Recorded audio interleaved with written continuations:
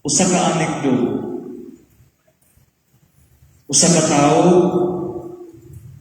sa iyang kagabhion sa pagkatulog, nagdamgo siya, daghang reaksyon sa kinabuhi, ug sa iyang damgo nahimamat niya ang usa ka anghel. Mingon siya, hatag, hatag, hatag, sige siya kaya, hatag, hatag, hatag, sige lang hatag, sige lang hatag, ikapoy na kong hatag, di na kong muhatag. Mingon ang anghel sa iya, okay, let's make a deal. Hunong og hatag, o pwede na kang di ka muhatag sa panahon nga muhunong na pud hatag ang Ginoo sa imo.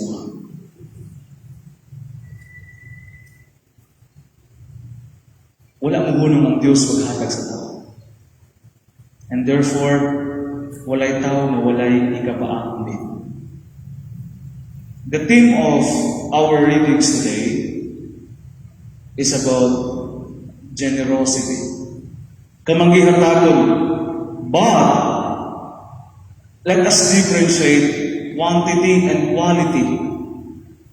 When you say quantity, it's the amount unsa kadako imong gihatag, pila imong gihatag. Ako ba nagpa-display sa Facebook nga naghatag ko ani pobre, naghatag ko ani, may share ko ani. But when you say of quality, it's the essentiality, the deepness na nung minghatag ka.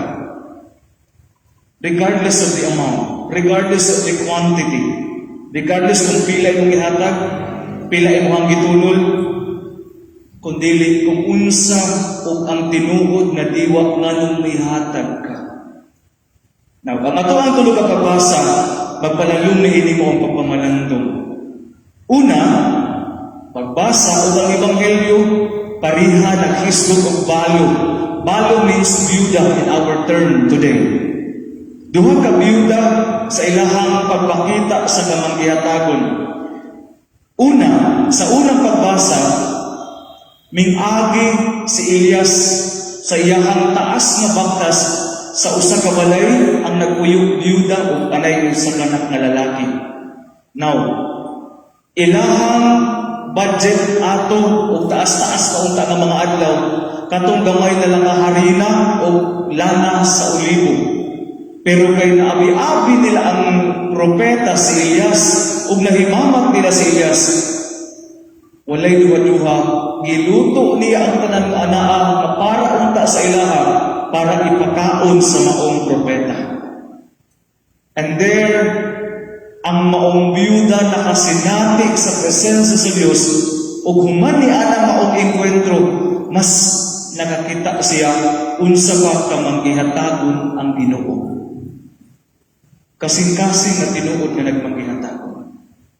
Kasing-kasing nga tinuod nga may offer. Kasing-kasing nga tinuod nga may padayan. Ikaduhang biyuda sa ato ang Ebanghelyo, context naa sa templo. When you say templo sa mga Hudeo, sa tanan, this is the center of their faith and this is the center of their life. Para sa ilaha ang templo kinabuhi, ang templo naatanan ang ilahang pagdungog isig katawan sa Dios o ilahang ipaambit ang tanan para sa templo. Now, this is during the Passover time, magkinahanglan silang mo-offer sa ilahang temple tax. Karon, atubangan sa templo na ay duha ka tawo nga minghatag. Dato, minghatag siya out of surplus. Posible, dili ito makatreten sa iyahang kapobrehon kay asubra-subra iyahang gihatag. Walay mali. Okay nga paghatag kay minghatag siya. But God, Jesus Christ, admires the widow. Kay gihatag niya ang pinakadako. Kaning ato ang translation sa Bisaya, sinsilyo. Pero sa ilahan nito is denaryo. Denary means 1 denaryo, 2 denarios ang ihulog niya, o 1 denaryo is equivalent already for a 1-year wage. Duha ka denaryo sa iyahang ihulog, equivalent siya sa duha ka tuig na sweldo sa pobre sa ilahang panahon. And imagine, gihulog na tanan sa maong byuda, ihulog niya ang tanan sa iyang kinabuhi. Now, asa ang mas bililhon nga paghatag? Gitudlo ni Jesus kanato. It's not about the quantity, but it's about the quality of giving. Ang paghatag dito, ang bililhon kayo. Matod pa sa usa ka theologian, when we give out of the true away, it's not real generosity. Kana bitong example no, kumun na ko ng example sa inyo ano, na example ko na din. During Pablo, dikon ko ato nga time.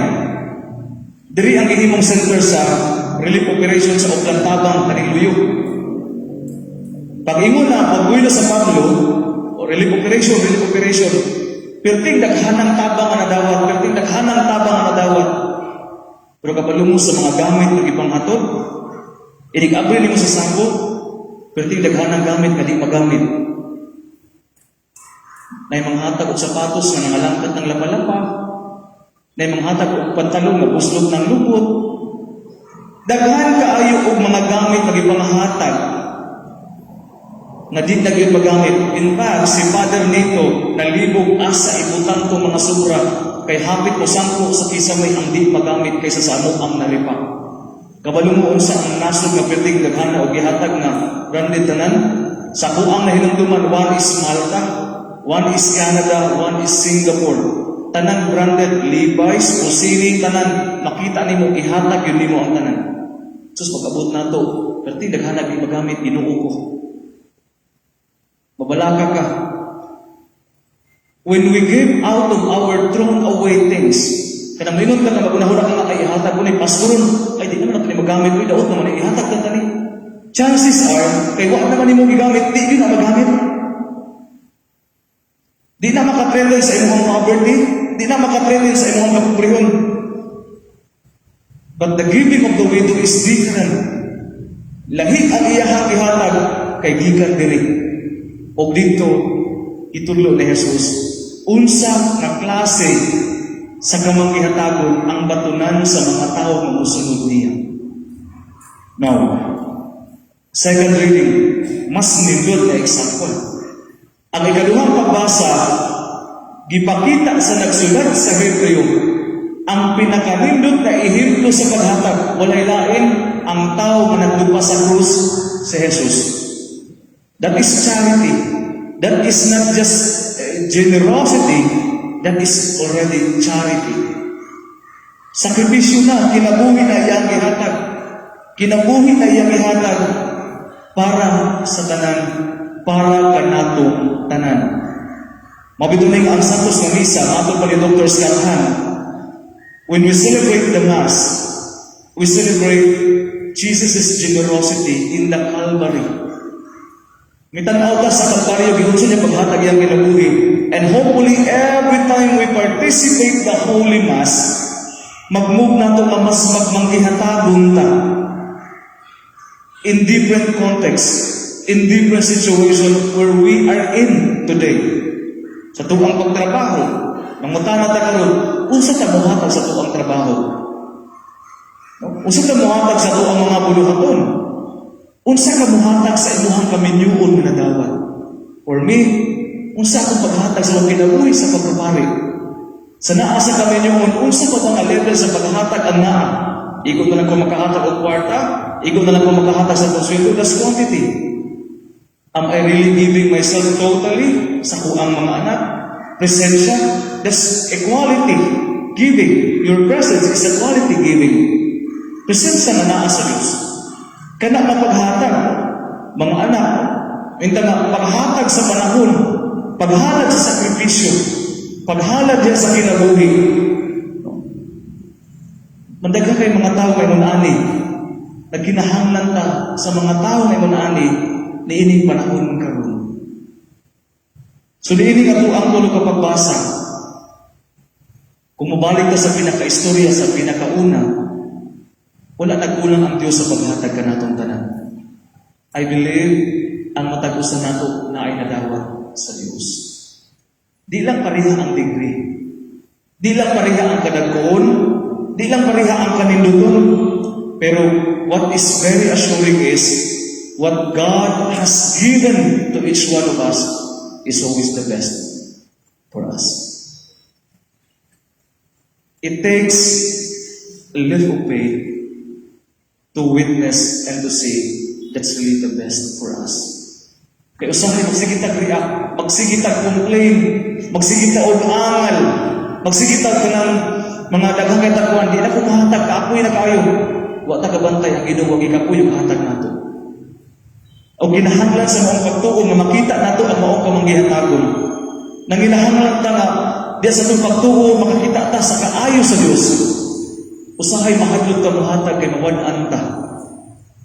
Pero ang Ginoo gyud siya mahadlok mahatag kay kabalo siya makatabang o makahatag o kinabuhi ang kamanggihatagon. Niining santos nga misa, niining maong adlaw nga Sabado, anticipated Mass. Nindot nga mga pagpamalandong. Let us check the quality of our giving. How do we give? How do I share? Sa kaminyuon, sa trabaho, sa relasyon, tanang panahon nagkinahanglan sa kamanggihatagon. Kung gusto ka makabaton o kinabuhi, gusto ka makabaton o nindot na kinabuhi, hatag. Kung gusto ka makabaton o kinabuhi ka puno sa luma, hatag. Kaya di asa ka maghihatagon, giluwas na sa Diyos. And therefore, we can also save. We can also help. We can also inspire. We can also uplift others' lives, other people's, by our generosity. Pinaaki sa mga manghihatagon. Christmas is fast approaching, and this is a very good call for us to live in generosity. Manalangin pa natin ang Ginoo. Palihog sa pagtino. Atong ipadayagan